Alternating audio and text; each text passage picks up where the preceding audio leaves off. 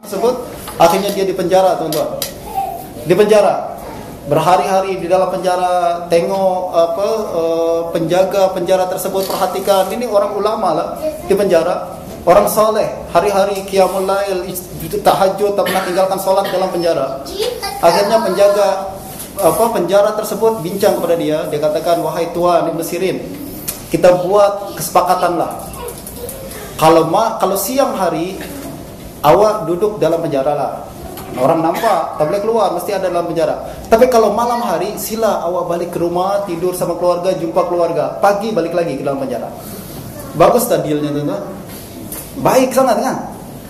Kalau kita kira-kira nak penjara berhari-hari, berbulan-bulan, lalu sudah tak jumpa keluarga, ada yang tawarkan malam balik, pagi malam kembali ke keluarga, pagi kita balik lagi ke dalam penjara.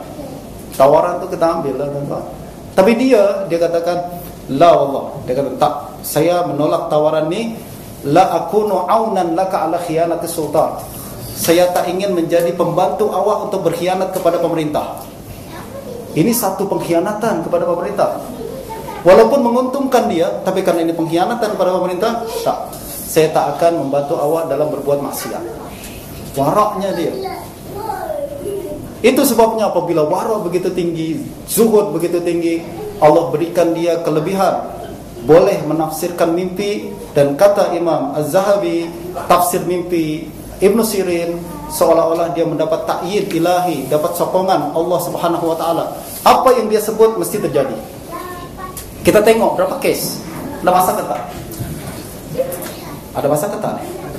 Ada. Sampai pagi boleh? Kita tengok berapa case yang terjadi ke Imam Ibn Sirin. Ada seorang laki-laki datang kepada Ibn Sirin. Lalu dia berkata, wahai Imam, semalam saya mimpi. Mimpi apa? Saya mimpi pegang gelas berisi air. Tiba-tiba gelasnya pecah, cuma ada air saja. Boleh bayangkan, teman-teman? Saya mimpi semalam pegang segelas air. Tiba-tiba gelasnya pecah, yang ada cuma air saja. Apa maknanya? Apa kira-kira maknanya? Karena udah belajar kursus ya, nanti saya belajarkan kan apa makna-makna kan. Kira-kira apa maknanya? Ada yang boleh guess? Teka. Kata Ibn Sirin, saya tanah jawab, awak tak mimpi apa-apa. Sana balik ke rumah. Kata orang tu, taklah saya betul mimpi. Dia tak paham. Kalau Ibn Sirin yang buruk dia tak nak tafsirkan. Dia tak nak tafsirkan yang buruk. Maka dia kata, padahal dia tahu ini maknanya apa. Dia katakan, awak tak mimpi apa-apa, balik ke rumah sana.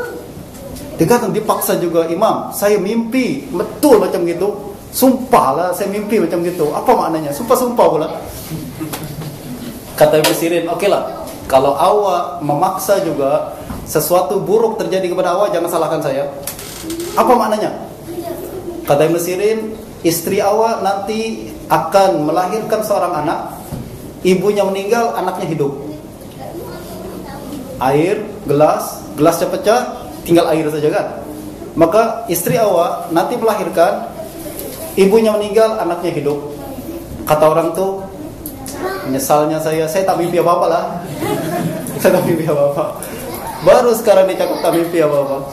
Besok dah kembali, betul istrinya hamil, meninggal dunia ketika melahirkan, anaknya hidup. Hebat bagaimana ditafsirkan mimpi, tuan-tuan. Betul-betul terjadi. Ada lagi yang berkata kepada Imam Ibn Sirin, Imam, semalam saya bermimpi. Mimpi apa? Saya bermimpi di atap rumah saya ada biji-biji gandum. Tiba-tiba datang seekor burung, dia makan gandum tersebut sampai habis. Apa maknanya? Apa kira-kira maknanya itu, tuan? Tak sampai imajinasi kita kan? Dia katakan, saya tak jawab sekarang. Kalau awak besok hilang apa-apa barang, datang kepada saya kasih tahu apa maknanya. Dia balik ke rumah orang tersebut. Berapa hari kemudian, dia jemur sejadah dia, kapet dia di atas atap rumahnya. Tiba-tiba bila dia tengok, kapet terus telah hilang. Dia datang kepada Ibnu Sirin, diceritakan, wahai Imam, karpet saya hilang, sejadah saya di atap rumah saya jemur hilang. Kata Ibnu Sirin, awak sekarang pergi ke muazzin yang suka azan di atas masjid, tanya dia barang awak di mana. Dia pergi ke sana, ternyata betul. Karpet dia, sejadah dia diambil oleh muazzin masjid tersebut. Ternyata apa? Muazzin tu kan tuan-tuan, zaman dahulu tak muazzin zaman sekarang. Zaman sekarang kita muazzin pakai speaker kan, pakai pengeras suara, sehingga tak payah keluar pun dalam masjid semua orang dengar. Zaman dahulu muazzin tu kena naik di atas menara. Zaman sekarang cuma ada menara saja, muazzinnya tak ada kan. Dulu orang kena naik ke atas menara, lalu dia azan. Kalau naik di atas menara, dia boleh tengok semua kawasan tuan-tuan. Wah, ada orang jual jemur karpet lah nih, cantik pula. Dia turun, dia ambil. Itu yang kata Ibnu Sirin, makna gandum di atas atap dimakan burung, maknanya adalah barang awak akan diambil oleh orang yang berada di atas bangunan yang tinggi. Dia boleh bayangkan apa yang akan terjadi. Masya Allah, penafsiran-penafsiran yang sangat baik sekali. Sayang masa tak cukup untuk saya sebutkan semua kisah-kisah tersebut tuan-tuan. Nah, saya sebut lagi ke tak? Tak payahlah, insya Allah kita jumpa lagi pada masa yang akan datang, insya Allah. Nah, pada kesempatan kali ini kita boleh simpulkan, mudah-mudahan bahwa antara lain yang kita boleh sebutkan adalah makna mimpi sebenarnya bukan sekedar mimpi. Ada mimpi yang benar-benar berasal daripada Allah Subhanahu wa taala, ada mimpi berasal daripada syaitan, dan ada mimpi yang berasal dari pengalaman diri kita yang tersimpan ke dalam hati. Hanya yang berasal daripada Allah Subhanahu wa taala itulah yang mempunyai makna, dan salah satu sifat dan makna tujuan Allah memberikan mimpi itu, kata para ulama, adalah sebagai kabar gembira buat kita happy. Yang kedua adalah sebagai peringatan, inzar, nanti akan sesuatu terjadi, kita siap-siap. Ataukah bermakna mu'atabah, ada suatu peringatan daripada Allah agar kita tidak mengulangi perbuatan buruk yang mungkin kita lakukan. Nah, ini kesimpulan kita pada malam hari ini, tuan-tuan. InsyaAllah pada kesempatan lain, kalau ada kesempatan kita berjumpa lagi, kita akan kembali berbincang tentang apa tafsir mimpi menurut perspektif para ulama yang lain dan makna-maknanya. Setakat ini mudah-mudahan cukup apa yang boleh saya sampaikan pada saat ini. Sebelum saya tutup, ada soalan kan? Kitab yang bagus untuk kita belajar tentang mimpi, bukan belajar tafsir, maksudnya bukan segi hujah. Oh, segi hujah. Tunggu saya tulis kitab. Sampai sekarang saya belum tahu apa buku yang boleh kita jadikan rujukan sebagai dalam takwil mimpi. Ada takwil hadis, saya tulis takwil hadis. Tapi kalau takwil mimpi belum lagi. Takut orang nanti cakap ingat saya boleh menafsirkan mimpi pula. Tak, padahal kita cuma membahas perkara-perkara seperti ini. Sekarang ini saya belum tahu. Mungkin lepas nih saya ingat, saya kasih tahu lah apa kitab yang boleh jadi rujukan. Lagi teman-teman? Tak ada soalan? Ya. Syaitan berpotensi untuk memberikan kita mimpi yang baik. Kalau syaitan memberikan kita mimpi baik, namanya bukan syaitan. Dia syaitan taubat namanya. Syaitan adalah perlambang untuk makhluk yang paling buruk, dan dia tak pernah berpikir pun melakukan perbuatan baik. Kalaupun dia melakukan perbuatan baik, mestilah akhirnya buruk. Kalau ada syaitan menasihati kita untuk melakukan perbuatan baik, kita mesti hati-hati sebab akhirnya mesti buruk yang dikehendaki. Berkenaan dengan ini, ada sebuah kisah berkenaan dengan Imam An-Nawawi. Tahu tuan-tuan Imam Nawawi, seorang ulama besar. Dia suatu ketika apabila usianya masih belasan tahun, dia pernah sakit apabila duduk di Damsyik. Dia rumah di Nawa, tuan-tuan. Rumah asal orang tuanya di Nawa, dia duduk belajar di Damsyik, menuntut ilmu. Antara Nawa dengan Damsyik 82 km. Saya pernah ziarah ke Imam Nawawi di sana, dan mudah-mudahan kita doakan agar Syria menjadi tenang kembali dan kita boleh sama-sama ziarah kembali ke sana. Nah, Imam Nawawi apabila dia sakit, bapaknya dan adik-beradiknya datang dari Nawa untuk berziarah ke dia. Datang dari jauh, dulu tak ada kereta, pakai kuda, pakai keldai, sehingga perjalanan memenatkan dari Nawa sampai ke Damsyik. Sampai di Damsyik, dia sudah penat, lalu mereka tidur di samping Imam Nawawi, rehat. Imam Nawawi apabila ada ayah dan adik-adiknya datang, dia merasa sudah mulai agak sembuh, kata Imam Nawawi. Tengah malam kemudian saya nak solat. Sholatlah Imam Nawawi. Berwudu di pondok tersebut, dia berwudu lalu sholat. Lepas sholat dia zikir. Zikir dia kuatkan suaranya sikit. Subhanallah, astagfirullah, kuatkan suaranya sikit. Tiba-tiba kata Imam Nawawi dari tepi kolam di ujung pondok datang seorang tua. Wajahnya sangat handsome walaupun sudah tua, datang kepada saya. Dia katakan, "Wahai anakku," saya tak kenal siapa dia. Dia katakan, "Wahai anakku, saya nak nasihati awak lah. Abang dan orang tua awak ni datang dari jauh.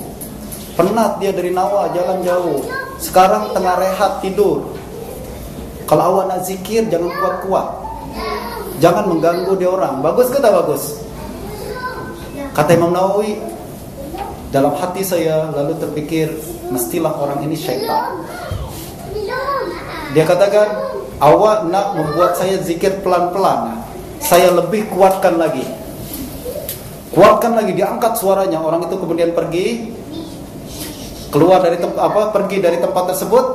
Imam Nawawi makin kuat suaranya. Abang dan bapaknya bangun daripada tidur. Lalu dia katakan, "Nawawi, apa yang terjadi?" Dia ceritakan apa yang terjadi. Dia katakan, Imam Nawawi kemudian lari, kejar orang itu di mana. Apabila dicari di berbagai tempat, semua orang pun ikut mencari, tak jumpa orang tersebut. Apabila ditengok pintu pondok tersebut, ternyata pintunya terkunci. Tak tahu dia masuk dari mana. Kata Imam Nawawi, betul kan, dia syaitan. Syaitan nak buat agar kita nasihat nampak mana bagus kan, tapi sebenarnya dia ingin agar kita meninggalkan ibadah yang sangat baik, yaitu zikir dan mengingatkan orang lain agar bangun dan tahajud. Akhirnya bapaknya katakan, "Kalau begitu kita semua tahajud sekarang. Kita buat setan itu marah."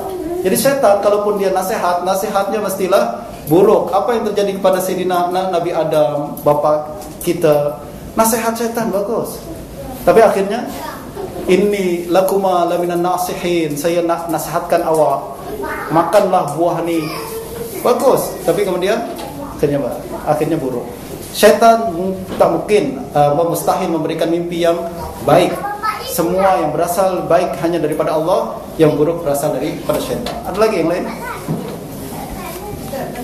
Kalau kita mimpi sudah meninggal dunia, Mimpi orang tinggal dunia. sudah meninggal. Wallahu a'lam. Kemungkinan itu berasal daripada pengalaman kita ketika berjumpa dengan dia waktu hidup, lalu keluar kembali pengalaman tersebut, jumpa dengan dia. Wallahu a'lam. Saya tak pakar lah tentang menafsirkan mimpi. Saya bukan Muhammad Ibn Sirin, tapi kemungkinan ini saya yakin itu adalah perkara baik, insyaallah. Ini mesti baik, berasal daripada perkara yang membuat kita nak tahu apa itu baik, apa itu berasal daripada Allah Subhanahu wa taala atau bukan. Lepas kita bangun tidur, apa yang terjadi? Kita sedih, kecil hati, kecewa, ataukah kita happy, gembira? Kalau sedih, tandanya itu dari syaitan. Saya pun pernah bermimpi, dalam mimpi saya berjumpa dengan ibu saya. Ibu saya kemudian marah-marahi saya, bangun tidur macam sedih sangat. Confirm dia dari syaitan. Bangun, astagfirullah, auzubillahi minasyaitonir rajim, meludak. Dari syaitan, tapi pikirlah. Nah, ini yang kita lakukan. Tapi kalau kita bangun happy sangat, bergembira sekali, ini insyaallah dari Allah Subhanahu wa taala. Oke, yang lain? Kenapa Allah jadikan korin? Mengapa Allah jadikan korin? Untuk ujian kita. Nah, supaya Allah tengok apakah kita benar-benar menyembah Allah Subhanahu wa taala, ikhlas karenanya, ataukah kita bukan ikhlas karenanya tapi menjadi hamba yang terpaksa. Mesin ni dia sangat taat kepada manusia. Kenapa? Sebab dia tak punya pilihan. Kita tekan switch, terbuka. Kita tertutup lampu. Dia tak punya pilihan. Tapi manusia Allah buat punya pilihan. Oleh karena itu diberikan berbagai godaan-godaan di luar. Kalau dia boleh tahan godaan tersebut, maka dia benar-benar hamba Allah Subhanahu wa taala. Tapi itu sebabnya ada syaitan, ada fitnah yang lain, ada musibah, berbagai lain, supaya Allah tengok apakah kita benar hamba Allah yang bebas memilih menjadi hamba Allah, ataukah kita menjadi hamba syaitan yang tunduk kepada keburukan. Allah. Saya rasa insyaAllah kita akan berjumpa kembali pada kesempatan yang akan datang tentunya. Ingat bahasan kita belum habis? Atau kita udah habis? Lepas ini kita tak payah bahas ini lagi Ustaz. Kita dah paham sangat lah. InsyaAllah kita akan berjumpa kembali pada kesempatan yang lain. Kita tutup sama-sama dengan pembacaan surah Al-Fatihah. Semoga Allah Subhanahu wa taala memberikan kita kekuatan dan ketetapan iman. Semoga Allah Subhanahu wa taala selalu menunjuki jalan kita, selalu membela kita daripada gangguan syaitan, dan semoga Allah Subhanahu wa taala selalu menunjuki jalan kita dan mengampuni dosa kita, dosa orang-orang tua kita yang sudah meninggal dunia. Ala hadhihi niyyah wa ala kulli niyatin salihah. Al-Fatihah.